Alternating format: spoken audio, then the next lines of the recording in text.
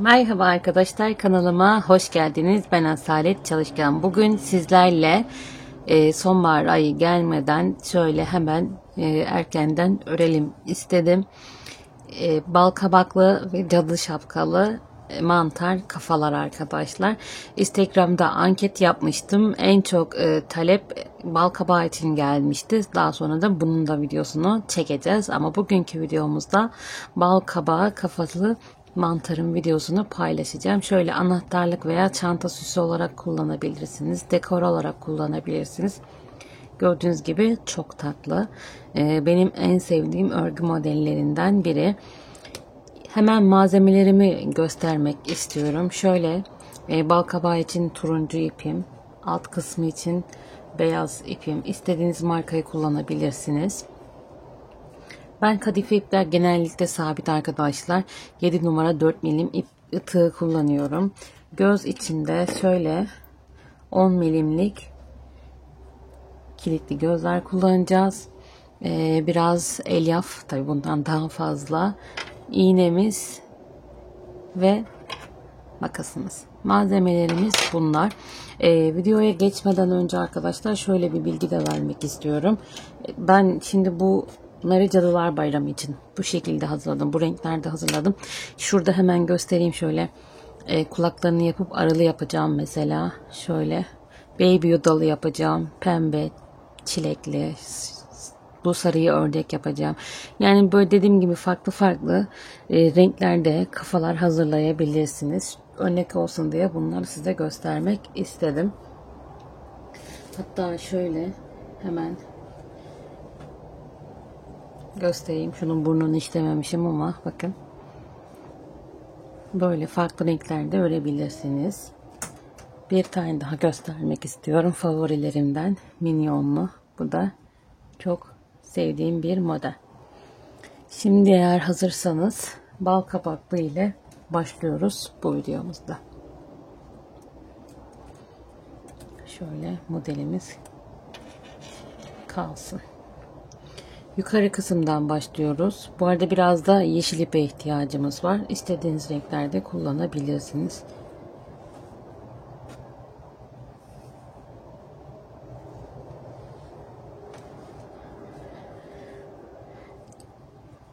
Sabitleme zincirimi çekiyorum. Daha sonra 1-2 zincir çekiyorum. İlk çektiğim zincirin içerisine 6 tane sık iğne yapıyorum. 2 3 4 5 6. Hemen bu aşamada şöyle ilmek belirleyicimi de ekliyorum. Devam ediyorum. Şimdi ikinci sıradayız. İlk battığımız sık iğnenin içerisine çift batıyorum. Daha sonra hepsini takip ederekten her sık iğneye çift batıyorum. Toplamda 12 tane sık iğnemiz oluyor.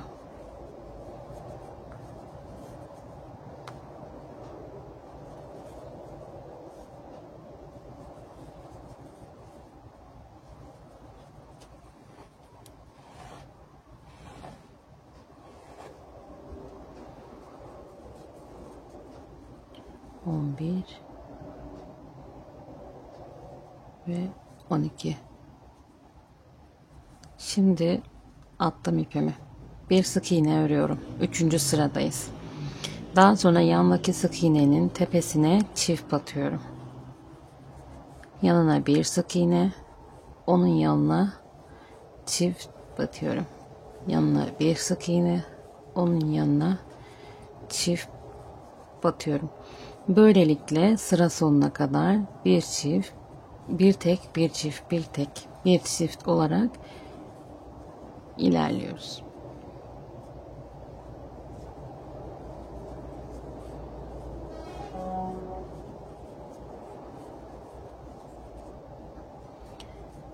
Belirleyicimi attım.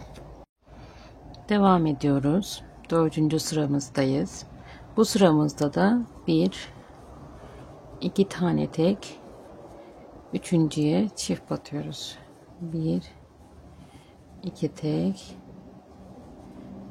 üçüncüye çift. Sıra sonuna kadar geliyoruz. 18 tane sık iğnemiz oldu 3. sırada. Bu sırada da 24 tane sık iğnemiz oluyor.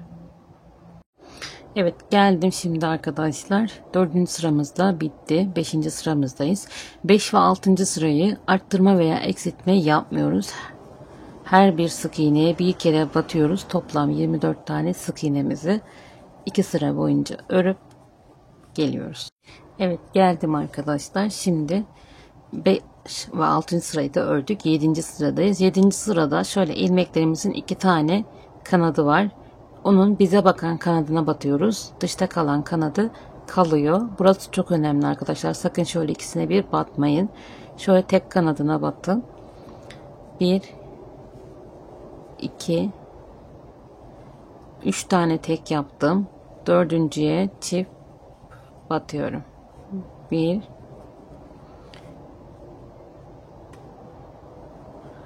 2 3 tek, dördüncüye çift batıyorum.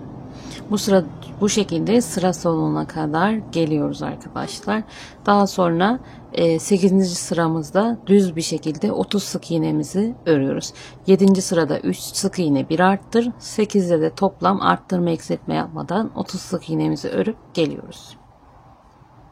Şimdi geldik arkadaşlar. Şu son ilmeğe sık iğne yerine ilmek kaydırma yapıp bir zincir çekiyorum. İpimi birazcık uzun bırakacağım. Bu iple anahtarlığımı dikeceğim ben. Sizler de ona göre yapabilirsiniz. İsterseniz uzun bırakın, isterseniz daha sonra kendiniz ip takarak dikin. Ben bu şekilde yapıyorum. Daha sağlam oluyor. Şimdi kafa kısmımız bitti.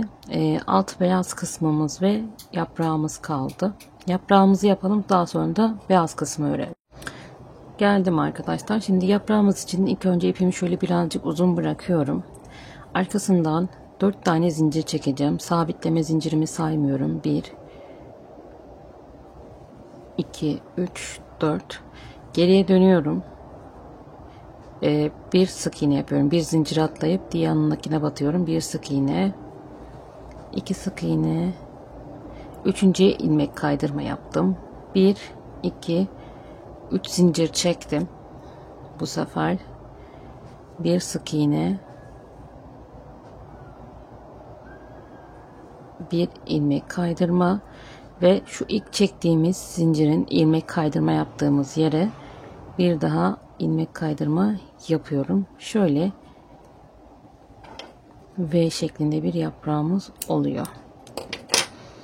İpimi çektim. Şu tepe kısmından arkadaşlar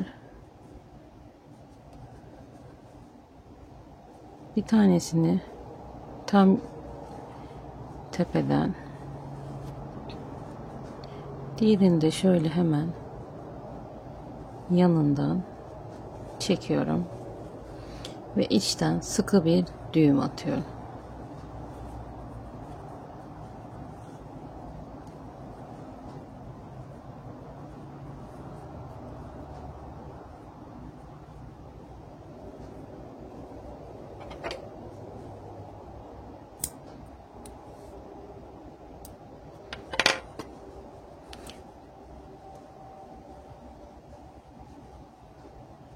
Evet, yaprağımız da hazır. Şimdi beyaz kısmına geçeceğiz. Evet, şimdi şu flo yaptığımız yerde dışarıda kalan kanatlarımız boşta, biliyorsunuz ki. Şimdi onlardan şu ilkini hemen batıyorum.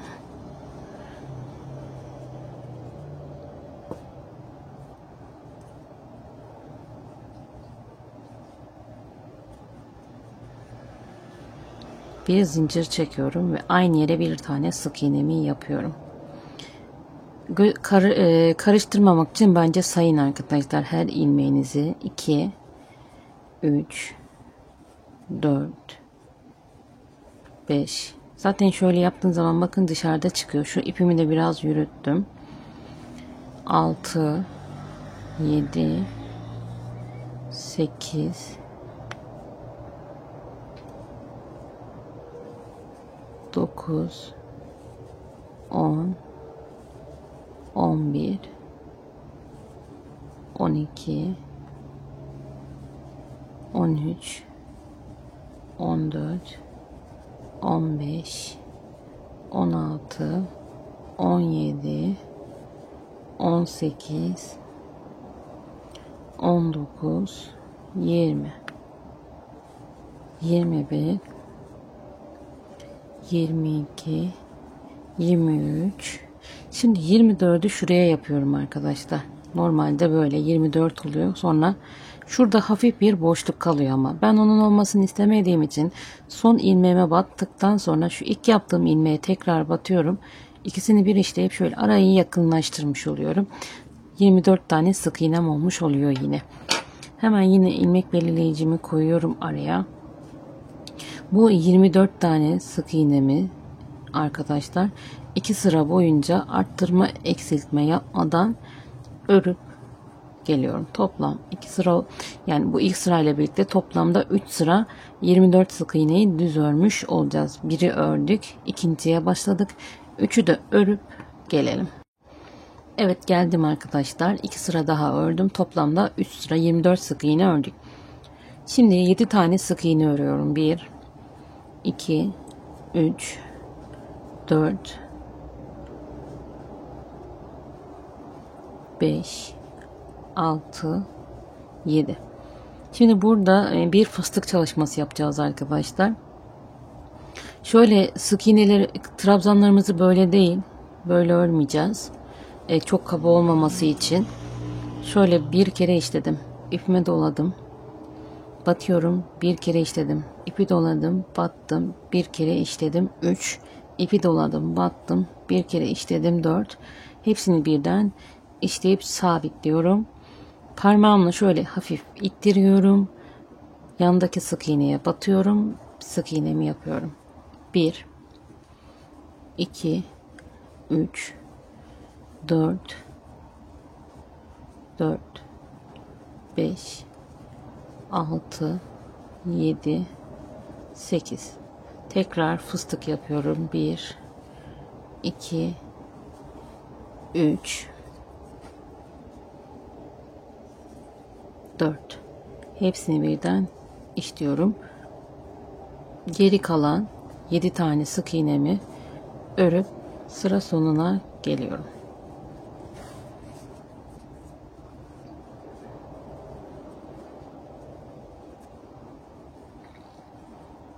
İpimi attım.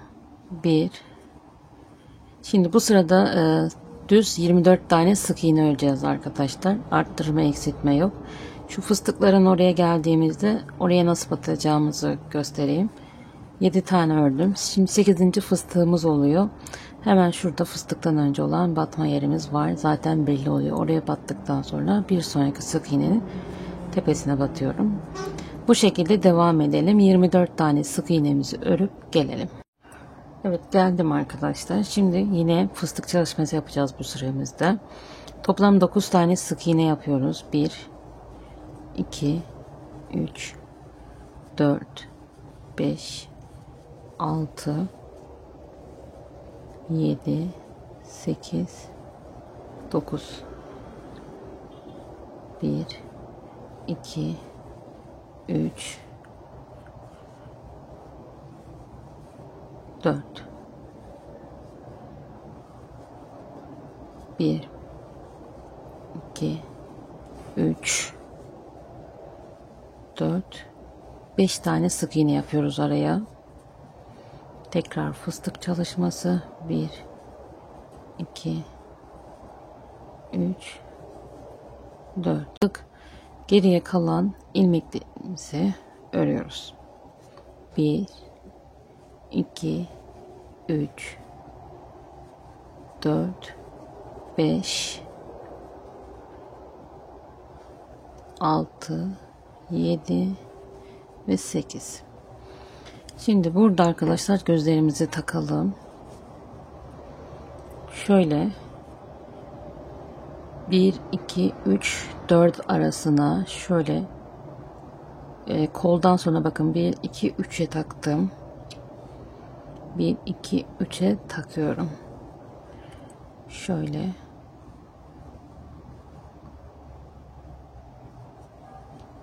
Arkasını da takıyoruz. Çakmakla mühürleyelim. Evet arkadaşlar, geldim. Şimdi birazcık da içine elyafla doldurdum. Çünkü artık eksiltme yapacağız. Son 2 sıramız. Şimdi bu sırada bir sık iğne yapıyoruz. Yandakine şöyle tek kanadını alıyorum. Diğer yandakini de tek kanadını alıyorum. Birlikte işliyorum. Eksiltmemi yapıyorum. Bir sık iğne ördüm. Bir diğer eksiltme yöntemimiz normal batıyorum. Aldım. Yandakine de battım. Aldım. İkisini bir işliyorum. Hangisini kolayınıza gelirse o şekilde yapabilirsiniz arkadaşlar.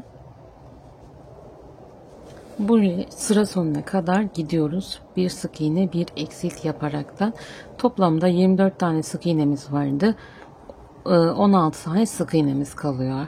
Eksiltmemi yapıp biraz daha doldurdum ve geldim. Şimdi artık son sıramızdayız. Kapatacağız.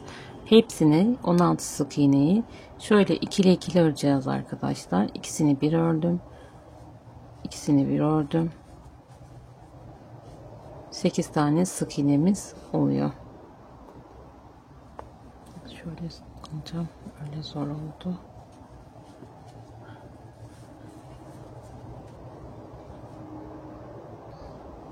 Bak, şimdi şöyle ipimi birazcık kesiyorum. Orta kısmını toplayabilelim diye.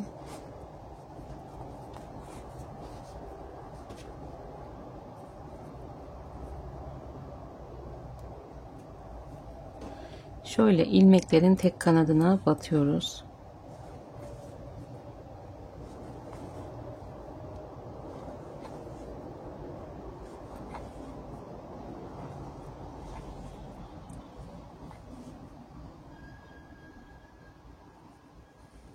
Ve yavaşça ipimizi koparmadan çekip ortaya kapatıyorum. Düğümümüzü atıyoruz.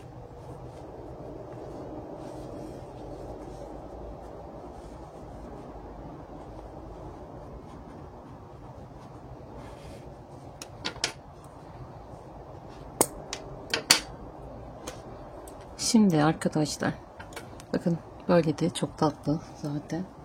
Şimdi siyah ipe ihtiyacımız var. Koton ipliğe. Ben koton iplikle yapacağım. Yani diğer ipliklerle de olur ama tabii tüylenme ihtimalini göz önünde bulundurmanız gerekiyor. Şöyle bir miktar kesiyorum.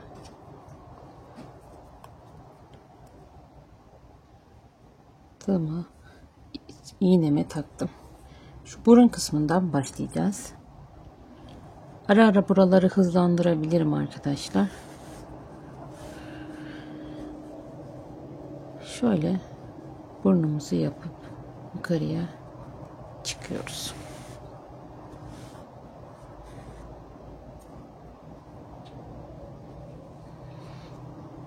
Şöyle gözlerimizi orantılayalım ki hani şey olmasın, yamuk olmasın.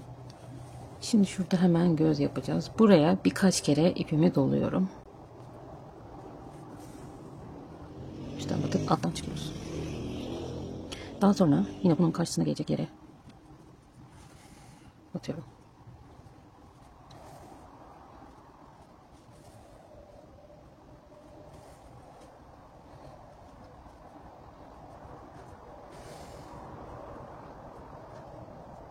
Şöyle yapalım. Tamam. Bu kısımda burun çalışmamız var.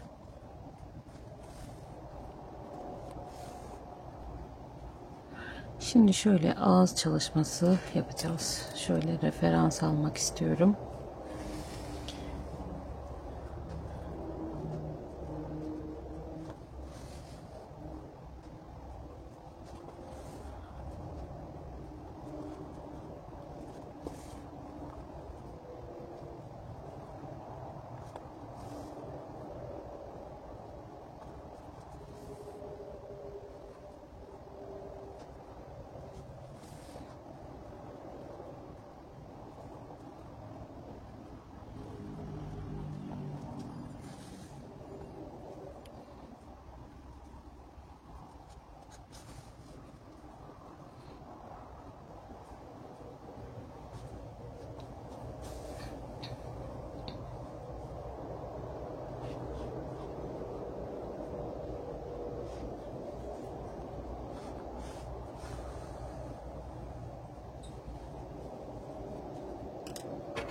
Evet, ipimi kesiyorum.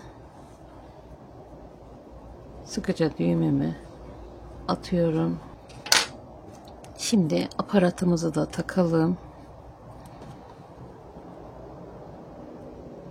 İğnenizin buradan geçmesi de önemli arkadaşlar aparatınızdan. Ona göre başta tepkiyle takabilirsiniz. Şöyle birkaç defa dikeceğim. Aparatımı da sabitleyip geliyorum. Ve hazır. Çok tatlı oldu arkadaşlar. Ben çok beğendim. Umarım sizler de beğenmişsinizdir. Yani hatta şu ilk ördüğümden daha güzel oldu diyebilirim. Sayıları birebir aynı arkadaşlar ama böyle hani bazen şey olabiliyor. Yani şunu biraz daha az doldurdum sanırım. Bunu biraz fazla doldurdum. Ama hiç sorun değil. Her şekilde de kadife iple oyuncaklara bayılıyorum. Bu da onlardan biri oldu. Yani en sevdiğim diyebilirim. Zaten balkabağı aşkımı Instagram'dan bilmeyen yoktur. Beni oradan da takip edin arkadaşlar. Sayfa ismim aynı. Bay Asalet Çalışkan. Orada da istediğiniz modellerden varsa sayfamdan bana yazın. Eğer ücretli veya herhangi birine ait tarifler değilse sizlere çekimini yaparım seve seve. Elimden gelen desteği gösteririm. Videomu sonuna kadar izlediyseniz teşekkür ederim. Beğeni ve yorum yapmayı unutmayın. Ayrıca yeni videolarımdan haberdar olmak isterseniz bildirimleri de açabilirsiniz. Desteğiniz için şimdiden çok teşekkür ederim. Bunlar bizi gerçekten teşvik ediyor. Yeni sezonda bomba gibi modeller geliyor. Birkaç tane daha anahtarlık çalışacağız ama aynı zamanda çok güzel bere, patik, yelek, süveter, hırka modellerimiz de geliyor. Yavaş yavaş videolarını çekmeye başladım. Yakın zamanda paylaşmaya da başlayacağım. Şimdilik hoşça kalın. Kendinize iyi bakın. Bir sonraki videoda görüşmek üzere.